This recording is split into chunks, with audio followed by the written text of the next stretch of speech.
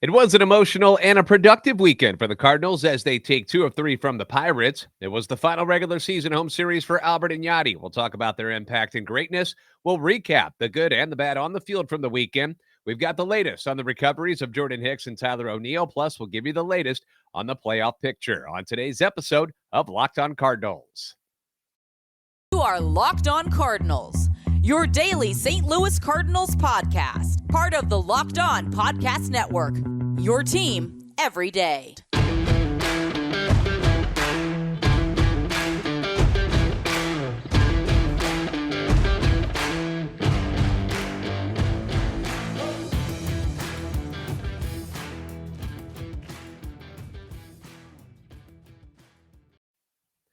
Hey there, Cardinals fans. I'm JD Haffern. I'm a national radio sports anchor, born and raised in the Lou and a lifetime Cardinals fan, and I'm your host for Locked On Cardinals, part of the Locked On Podcast Network, covering your team every day. You can follow me on Twitter. That would be cool, at JD Sports Radio. Follow the podcast at LO_Cardinals on Twitter.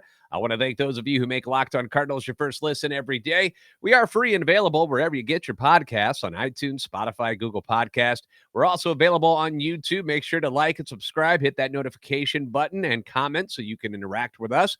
This is a show serving Cardinal Nation and giving the best fans in baseball all of the info about the birds on the bat. Well, it was the final regular season home series for the team this weekend, and in case you were on an island somewhere, you may have heard it was also the final regular season home series in the careers of Albert Pujols and Yadier Molina. It's hard to believe it's here, the end of the road for two of the greatest Cardinals players in the history of the franchise, and it's starting to sink in. It's starting to sink in now that next year we will not have either of these icons wearing a Cardinal uniform. Now, Albert, he's been gone before, all right? He's been gone a decade and came back into our lives like kind of like a band coming back on stage for an encore performance during one of their shows. He came back this season, and we loved it. We loved the fact that he came back home, which was said on a number of occasions on Sunday during that pregame ceremony. It's been an incredible season. Because let's be honest, at the beginning of the year, people were starting to go, was this such a great idea? He wasn't exactly lighting it up there in the first half of the season. Plenty of people whispering how maybe Juan Yepez. Should Juan Yepez have more bats than Albert Pujols right now? Juan Yepez is the future. Albert's old. And some of those arguments had some merit, okay? I'll give you the benefit of the doubt. It didn't look so good at the beginning of the year. But I, for one, quite happy that Ollie decided, you know what? We're going to keep number 5 in the lineup a little bit longer because his second half of the season has been something extraordinary. It feels like something drawn up in Hollywood instead of St. Louis. Now, if you haven't looked at the stats, I can lay them all out there for you. First half of the season, Albert hits .215. 6 home runs, 20 RBIs. You're kind of happy with the power and the RBIs considering the amount of at-bats he was getting, but the average, not so good. Then after that incredible scene, he gets to go to the All-Star game. He gets to compete in the Home Run Derby. Cool stuff. He gets the standing ovation from the crowd in L.A., and then what I think was most important was the fact that during that Home Run Derby, when the rest of the players gathered around him, giving him the applause, shaking his hand, pats on the back, you could tell he was overwhelmed by it all and was like, oh my gosh, I can't believe you guys all think I'm this cool still. Because we did. And we still do, Albert. We think you're very, very cool. And we want to see you go out with a bang, not a whimper, which is what was happening in that first half of the season. But, it was great. You know, his greatness was properly acknowledged on a national stage. So everybody got to see all the players do this and to see the fans in LA do what they did. And I no doubt feel that it inspired Albert and made him feel better about himself. Because I think when you struggle at anything in life, at certain points you think like, well, this is just the way it is. And I'm just not as good as I used to be. And I feel like maybe that is how Albert was feeling at the time. But when he got the adulation and everything from everybody else, I think it kind of lifted his spirits and made him feel better. Heck, that night it catapulted him in the Home Run Derby where he had a nice little run there and actually gave Juan Soto, who ended up winning the thing, a run for his money in that round. And then we come to the second half of the season, and he's just been a different hitter. Second half stats, night and day compared to what he did in the first half. Second half hitting .320, 17 home runs and 44 RBIs. That's absurd production from a 42-year-old man. His batting average is top 10 in Major League Baseball in the second half. He's tied for third in home runs with Manny Machado. Then you have the Orioles, Anthony Santander, and he had 18. Aaron Judge has got a measly 28 home runs here in the second half of the season. He's ridiculous. RBIs, he's tied with Goldie for sixth in Major League Baseball in the second half. And in OPS, he's second only behind Judge. Like, it's been remarkable, truly remarkable how he's transformed from the kind of leftovers from the Angels, Dodgers, Albert, back into the guy we know, the machine that he was those first 11 years with the Cardinals. He's just better as a Cardinal.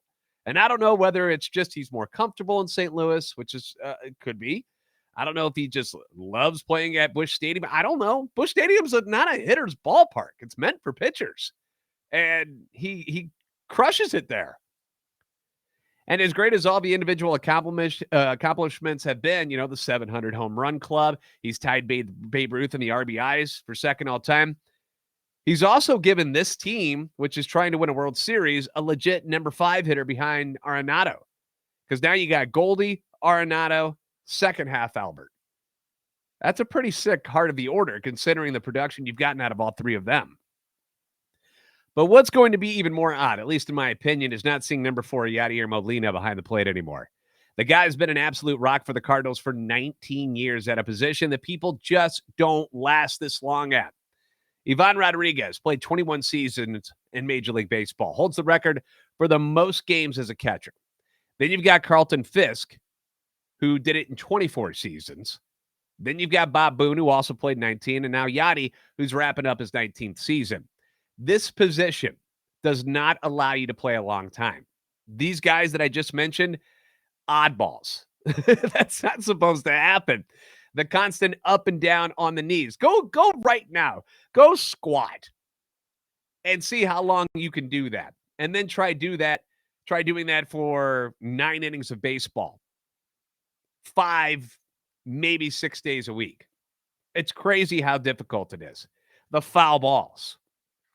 Hits off the shoulder, the face mask, the fingertips, everything. The plays at the plate. I know things don't happen like that as much anymore, but it used to. They used to be able to run you over. It's the toughest position physically on the field to play. And the Cardinals have been blessed to have one of the best ever to do it, and do it for his entire career, which spanned almost 2 full decades. A 10-time All-Star, 9-time Gold Glover, 4-time Platinum Glove winner, won that Silver Slugger Award in 2013. Remember, the narrative was, Yadi's really good behind the plate, but he can't hit. He changed that over his career. Silver Slugger in 2013, hit a career-high 319, 12 home runs, 80 RBIs that year. We've talked about the difference that Adam Wainwright has when Yadi's behind the plate compared to other catchers. Adam's ERA is like over a run higher with other catchers compared to Yadi. In Yadier's career, the team pitching our ERA when he's behind the plate is 3.69. Just to compare that, Ivan Rodriguez, very good at his own right. You know, one of the best ever to do it. The ERA when he's catching, 4.60. Almost a full run less when Yadi is catching. His ability to call and manage the game behind the plate, second to none. And not to mention his ability to throw out runners at second and third base on steal attempts. But also, how about the picking them off at first base, which is always so cool to see. I mean, it's become an art form under Molina. People just don't run on the Cardinals because Yadi's behind home plate. You're not going to see that anymore. Yadi's not going to be there. And then, of course, you've got my personal favorite thing about Yadier Molina, though, too, the attitude, the Yadi attitude. If there's ever a skirmish of any sort, it's usually revolving around Molina at home plate. He sticks up for his teammates, refuses to let you show him or them up under any circumstances. Ask guys like Nick Castellanos or Brandon Phillips, Adrian Gonzalez. He's not afraid to get into the grill of a home plate umpire if he's squeezing his pitcher or calling a timeout during a pitcher's windup. He'll bark at opposing managers if he feels it's necessary. No fear whatsoever. He's been a bulldog behind home plate for 19 years. So the impact of losing Yadi, it's going to be massive, which is why I'm really concerned about the Cardinals' plan moving forward at the catching position. Ivan Herrera, Andrew Kisner, will they be fine together next year if that's all they bring in? I don't know. I'm nervous about that. I'd sure like to see what it would take to get somebody like Contreras from the Cubs or Murphy from the A's before just handing the job over to them. But it's going to be weird, to say the least. So it was nice to have a final regular season home series for them too this past weekend at Busch Stadium. That was nice. We're going to talk about what happened in the series and all of the stuff on the field coming up next year on Locked On Cardinals. You know that it's October, right? If you can't tell, if you are watching YouTube right now, I've got all my Halloween stuff up. It's October the 3rd. That means Halloween candy is everywhere. It is everywhere in every store you go to. And this is where I like to, eat lots of sweet things. It just kind of fits the season. But we've got a substitute for you now. It's better for you, and it tastes just as good. Built Bar Puffs. If you haven't tried it, you gotta get your hands on some. New flavor, indulgent cookie dough, covered in chocolate. Built's done it again. Cookie dough chunk puffs. Light and chewy texture, real cookie dough chunks. And of course, they're covered in 100% real chocolate. It's not some manufactured, it's kind of chocolate. No, 100% real chocolate. All of the joys of eating cookie dough without the hassle of making it. And it's healthy for you. It's better for you than the other chocolates that you're going to get out there. Okay? Let me tell you why. 160 calories, whopping 15 grams of protein in them. You're not going to get that from your other Halloween candy. Run to Built.com, snag a box for yourself and the family. You can find them online, available, ready to go, shipped to your door right away. They're a perfect treat. They're a great substitute for Halloween candy this year. If you're watching, like the new Hocus Pocus 2 came out, wife and I were watching that the other night, popped up some popcorn, and I'm like, wait, hold on. Instead of doing the candy, why don't we do the puffs? Wife loved them. Cookie dough chunk puffs. So good. And like all Built Bars, the new cookie dough chunk puff, it's covered in 100% real chocolate. Healthy, light, fluffy texture. It's got the collagen protein in them, which your body absorbs more efficiently and provides tons of health benefits. So eat something that tastes good and is good for you. You're going to love these things. I'm promising you. You're going to love them. Ditch the calories, the fat, the sugar. Grab yourself a Built Bar. Go to Built.com. Use promo code LOCKEDON15. That way you can get 15% off your order. It's nice. It's nice to save a little money. Use promo code LOCKEDON15. Get 15% off your order right now.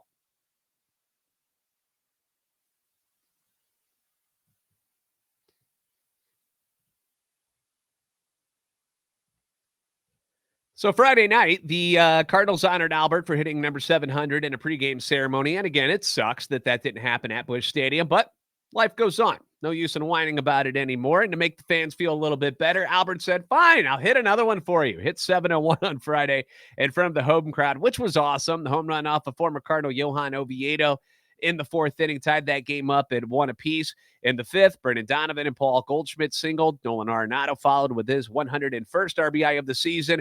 Goldschmidt also had a single in the third, the only Cardinal with 2 hits as they managed just 6 in the game. On the mound, though, this was good to see. Jack Flaherty, he looked decent. Allowed 1 run, 4 hits. Yeah, he had to battle through some innings. He walked 2, hit a batter, but he got 6 strikeouts over 6 innings of work, retired his last 7 batters that he faced. I feel like he's looked better in each outing since he's come back. And that's what you wanted to see. You want to see progress. Palante, Gallegos, Helsley shut it down the rest of the way. Cardinals get the victory on Friday night by the score of 2-1. Moving on to Saturday, Jordan Montgomery getting the start as he tried to work through some recent struggles. You remember how good he was when the Cardinals first got him. The last few outings hasn't been so good, but he looked more like the Montgomery we'd had been accustomed to during those first 7 starts with the team. He throws 6 innings. He allows 2 runs, 4 hits. He walks 1, but he strikes out 5. The big story in this one on Saturday was the fact that the offense finally got out the schneid and exploded for 13 runs. They score 6 in the first thanks to a 2-run single by Albert. And then you get a Corey Dickerson grand slam. And yes, we got a grand salami dick dong. We've been calling them dick dongs all year because of Corey Dickerson hitting the home runs. And now you get the grand salami dick dong. Fantastic stuff. Dickerson came into that game not doing so well. Just 2 hits, no RBIs in his previous 33 at-bats, so it was nice to see him finally contribute. He later reached on an infield single, and he walked as well. Rookie Alec Burleson also contributed with a 2-run single in the second, drew a pair of walks in this game as he fights for a spot on that playoff roster. The Cardinals sent a combined 17 batters to the plate in the first 2 innings and scored 10 runs before committing their 6th out. And the 6-run first inning, that was their biggest first inning of the season for the team. That's the kind of stuff you need going into the playoffs. You want to feel good about yourself. And I know it's the Pirates, but sometimes it's just nice to kick the crap out of a team. It just feels good. There's no pressure. There's no drama. Just pure domination as the Cardinals roll on Saturday to a 13-3 win. Then on Sunday, it was the farewell thank you ceremony to Albert and Yadi before the game, which was really cool to see. I couldn't be there in person, but I've been to a ceremony that was kind of like this. I got to go to the day that Ozzie Smith's farewell ceremony took place, which was cool because he was my favorite player growing up. So when he retired, got to go out to the game, and that was awesome. It was hard to not cry watching this because, you've spent so much time with Albert and Yadi. For me, it was Ozzie back in the day, where you've spent, almost your whole life watching a certain player at a certain position, and he's not going to be there anymore. My mom and my grandmother were at the game yesterday and just said it was one of the coolest things they've seen in person at Busch Stadium ever. So, it's emotional. They had the World Series trophies on display, the 2 that they helped the team win.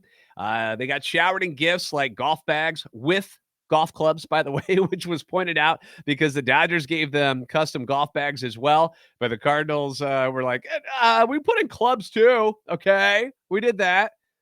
They probably had to be pissed when they saw the Dodgers gave them golf bags. They're like, you got to be kidding me. They just got this, gave them the same thing we are. They also hooked them up with some one-of-a-kind engraved pieces from Tiffany's and then some paintings that were specifically made for them. I mean, these guys are rich. what do you possibly get them?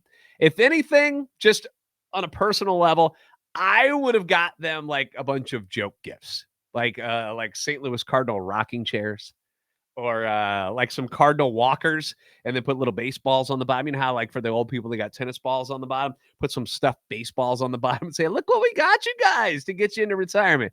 Maybe that's more of a teammate thing to do, but that's where my mind was. I thought they'd make some jokes out of it, but oh well. The mayor also declared October 4th and 5th as Yadi and Albert Day in St. Louis, so that was nice. And it was all kind of perfectly timed because you had Adam Wainwright making his final start of the regular season, and he also got a chance to speak before heading to the bullpen to warm up, which was awesome. I read somewhere that they gave him an option. He could record something. That way he could get focused on the game, or he could, speak live, and he wanted to do it live, saying that I think they deserve that. It's the least I could do. So that was cool. It was nice seeing Adam up there. And the game got off to an awesome start. You thought they were going to roll again. Pujols drives in 2 runs with a ground rule double in the first. Yadi scores him on a sac fly. They take a quick 3-0 lead. But unfortunately, Waino coughed that lead up the next inning on a 3-run shot by Ben Gamble. First off, dick move, Ben Gamble. This is not your moment, Pittsburgh Pirates. It's not about you guys. You're supposed to let us win and feel good about ourselves. So stop that. Third inning, the Pirates take the lead 4-3, but in the bottom half, it turned out to be Albert's final regular season home at bat. He launched his career home run number 702 into that grassy knoll in center field to tie the game. He also ties with that home run Babe Ruth for second all-time in runs batted in. Just an incredible moment for everyone involved. He makes the score 4-4, and that's the thing that we brought up before, that these Albert Pujols home runs, they're not meaningless home runs where the Cardinals are up 7-1 or something, and he just hits a random home run. These are like meaningful game altering home runs. Like they're tying up the game or giving the Cardinals the lead. It's a big deal. And in another kind of cool twist of fate thing, it was pointed out by a number of reporters that Albert hit a home run in his first career at bat at Busch Stadium 2 back on April 9th of 2001. And now in his final regular season at bat on October 2nd, 2022, he hits a home run. So that's pretty cool. The Cards briefly take the lead again in the bottom of the fourth on back-to-back doubles by Dylan Carlson and Paul DeJong. That's right, Paul DeJong, who's batting 75 in his last 53 at-bats, gets an RBI. His first RBI since August 20th. That's a month. Are you serious? But once again, Wainwright gives the lead back in the fifth, allowing 2 more runs, and that's when Ollie went to the mound to pull Adam. And they did something cool. And apparently this wasn't a planned thing. This just it was a surprise to Adam, but he didn't just yank his starter. Ollie also pulled Molina. Pujols gave them each a hug out there on the mound.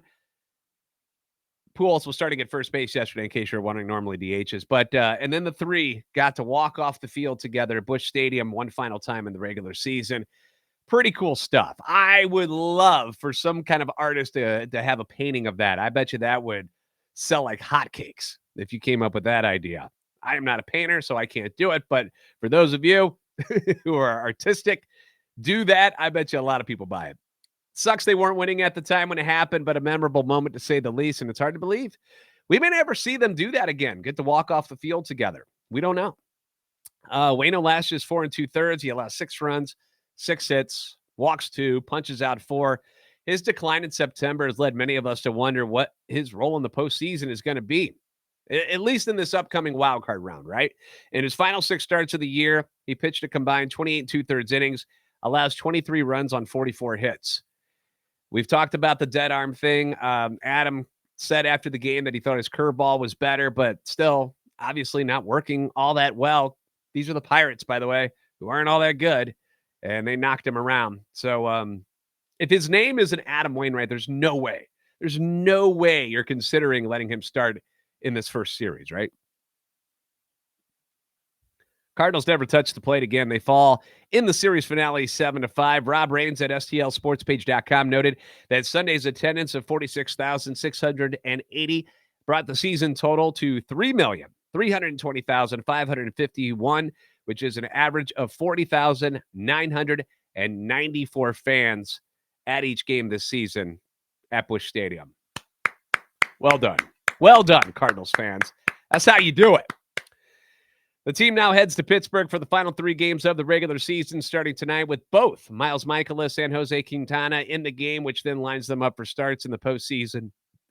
Although which exact games they will pitch hasn't been determined yet. So that'll happen tonight. So you'll get Mikolas and Quintana throwing tonight in Pittsburgh. We're going to talk about injury updates because Jordan Hicks, Tyler O'Neill, they're trying to get back onto the field. They're trying to get back in time for the playoffs. We're going to talk about them next on Locked On Cardinals.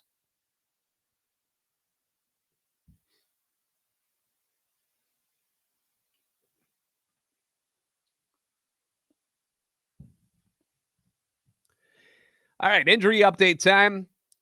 Could have a significant impact on the postseason roster. Obviously, Jordan Hicks went on the 15-day DL with right arm fatigue back on September 17th. He's set to rejoin the team for their season-ending series in Pittsburgh, and they're hopeful that he can get some in-game work prior to the start of the playoffs.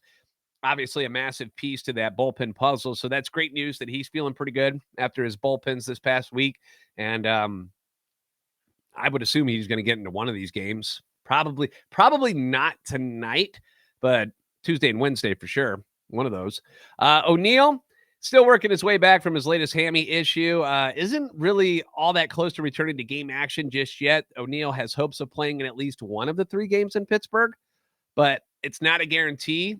And if he can't, they're going to try to get him some at-bats in like a simulated game before deciding on adding him to the playoff roster or not, at least for the wild card round.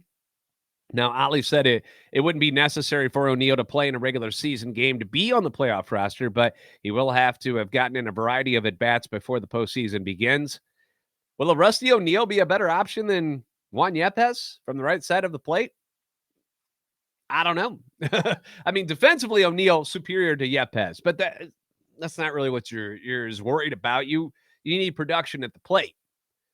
And I don't know. Rusty O'Neill might be a lot of strikeouts if that happens. So I don't know. It's not up to me. We'll see what they do. A quick glance at the playoff picture in the National League after this weekend. The Braves sweep the Mets in Atlanta. They beat DeGrom and Scherzer to take a 2-game lead in the NL East. Winner in the East gets that number 2 seed behind the Dodgers. The Cardinals got number 3 locked up. The Padres also clinched a wild card spot. They currently have the number 5 spot, while the Phillies' magic number is now at 1. They're in at number 6 at the moment, with the Brewers 2 games back after losing in extra innings to the Marlins on Sunday. So the Brewers are almost done. It looks like it's probably going to be the Phillies for the Cardinals as of today. Brewers are at home against Arizona tonight, while the Phillies are at Houston. Houston, obviously, really, really good. Already clinched the number 1 seed in the American League, so they're not really playing for anything. So I don't know if they're going to have their starters in or not, but it looks like it might be the Phillies coming to St. Louis. I want to thank you guys for making Locked On Cardinals your first listen today. Now make your second listen, the Locked On MLB podcast. MLB expert Paul Francis Sullivan, we call him Sully, brings humor, passion, and unique perspective on every team and the biggest stories around the league. Follow the number 1 daily league-wide podcast, Locked On MLB, on the Odyssey app, YouTube, and wherever you get your podcasts. First pitch tonight in Pittsburgh at 5:35 St. Louis time. As always, be sure to like and subscribe on YouTube. Hit that notification button so you know when new videos are available. Follow us on Twitter at @LO_Cardinals and at JD Sports Radio. You're the best fans in baseball for a reason, and you saw it because you had over 3 million back at Busch Stadium this year. We'll see you next time right here on Locked On Cardinals.